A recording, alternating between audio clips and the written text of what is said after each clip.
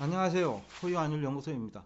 이번 시간에는 코스피 하루 평균 거래 대금이 지난 1월에 26조 원에서 최근에는 이제 8조 원으로까지 약 한 3분의 1 토막 났거든요. 그 이유가 무엇일까? 라는 데 대해서 여러분과 대화를 나누고자 합니다. 어, 지금은 이제 그 고객 예탁금을 보면 큰 문제가 없어요. 고객 예탁금은 지난해 12월 65조 원에서 지금 현재 10월 말 기준인데 66.7조 원까지 이제 오히려 조금 증가했어요. 2조 원 정도. 근데 거래대금은 1월 달에 26조 원 가까이 이제 거래되다가 지금에 와서는 겨우 이제 8조 원, 10월 평균이 이제 11.7조 원이니까 그 거래대금이 이제 반토막 이하로 줄어드는 거죠. 그러니까 최근에는 이제 3분의 1 토막까지 났는데 또 재미있는 것은 시가총액은 또 크게 뭐 차이가 없어요.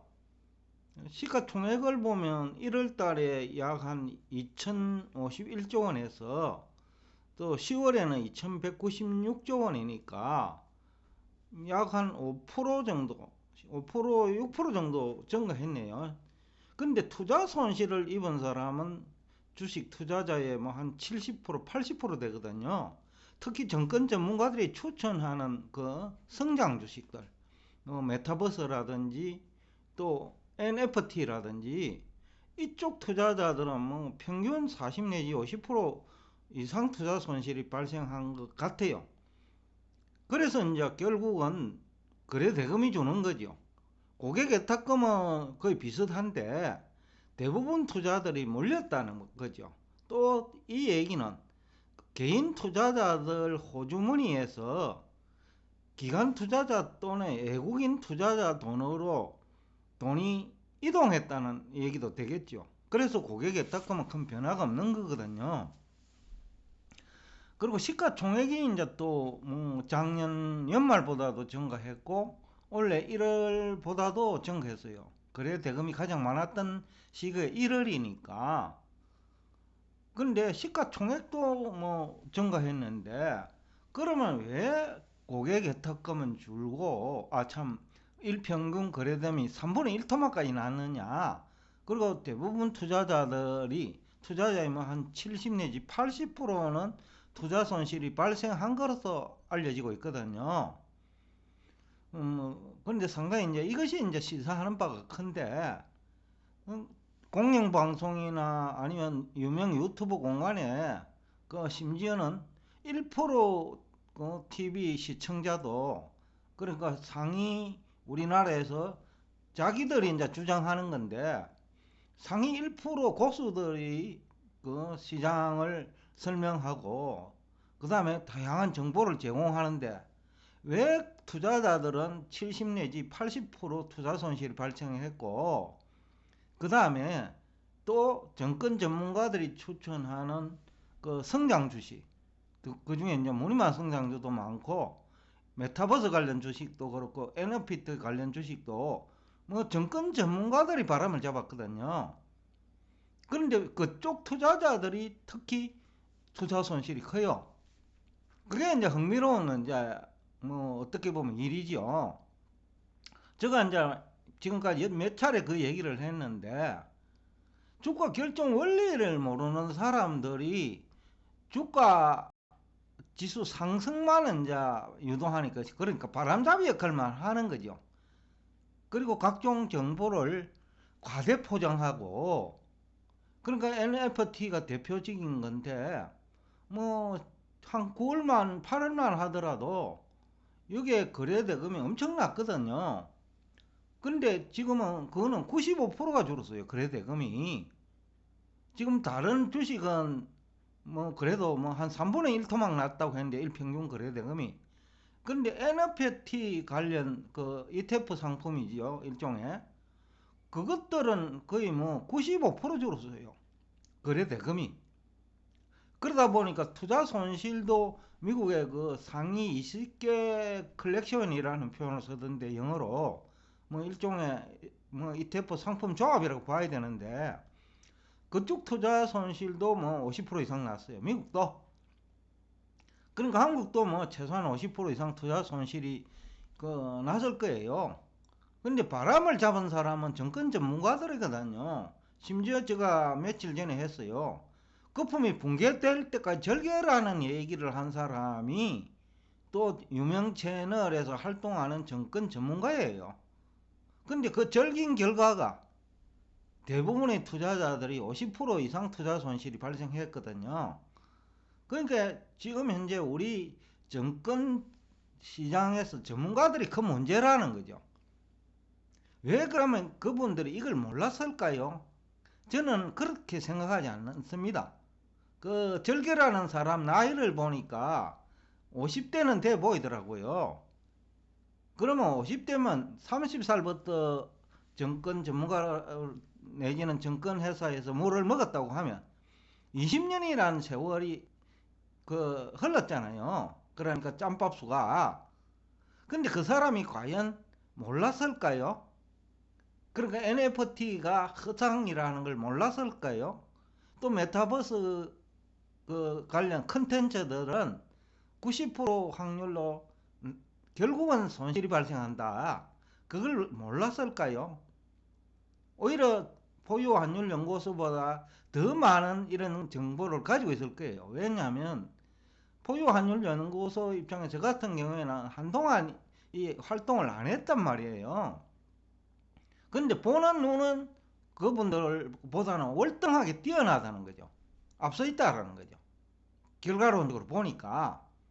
제가 이제 방송 활동을 시작하면서 이제 한 3개월 됐네요. 9월 4일 날 했으니까 뭐 10월, 11월, 12월 3개월 됐네요. 3개월 전에 이제 시작하면서 고객 예탁금이 이제 크게 줄 거다라는 얘기를 했는데 예상대로는 줄었고, 그러면 고객 예탁금이 왜 준다고 했을까요?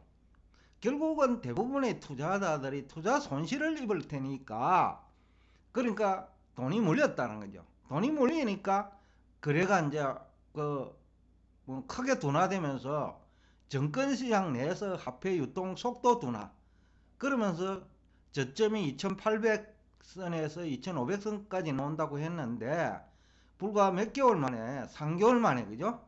6개월도 아니고 3개월 만에 2820선대까지 지난번에 내려갔거든요. 그러니까 거의 뭐 정확한 그, 뭐 손실, 그러니까 주가 하락폭이 나타났는데, 그러면 왜 그분들은 몰랐을까요? 저는 아니라고 생각합니다. 바로 정권 전문가들의 모랄 해저드가 낳은 어떤 결과물이라고 보거든요. 그러니까 믿을 만한 사람이 아니다라는 거지. 인품적으로. 양복은 입고 나오는데 하는 말은 여러분들을 현혹시키고 여러분들을 통해서 그 거래를 빈번하게 하고 또 여러분들을 통해서 작전주 내지는 무늬만 성장 주식에 들어오도록 유도해놨고 자기들은 팔고 나가는 거 아니냐 라는 생각을 또 할 수 있잖아요. 왜냐하면 그분들이 모르기 때문이 아니라고 생각하기 때문에 제가 이런 얘기를 하는 거예요. 그리고 그분들이 하는 얘기가 지수는 모르지만은 개별 종목은 잘 고르면 된다고 했거든요. 근데 그런 분들이 추천한 것이 무늬만 성장주, 메타버스 관련 주식 또는 그 다음에 NFT 관련 자산, ETF 상품이죠, 이것도.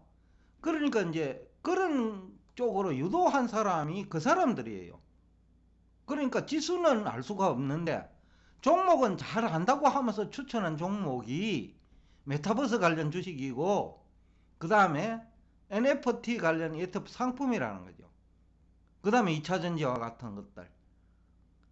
그런데 어떻습니까? 결과론적으로 여러분들 성공한 사람이 몇 명이나 됩니까? 근데 포유 환율 연구소가 공식적으로 이제 유튜브 공간에서 활동한 시기는 1월 27일이니까 그때부터 제가 이제 사실 중국 정시와 한국 정시가는 말을 안 했지만 미국에 투자하는 것 자체가 한국 정시는 매력적이지 않다. 또 방송 시작하면서 그때만 하더라도 6월이 9월이죠.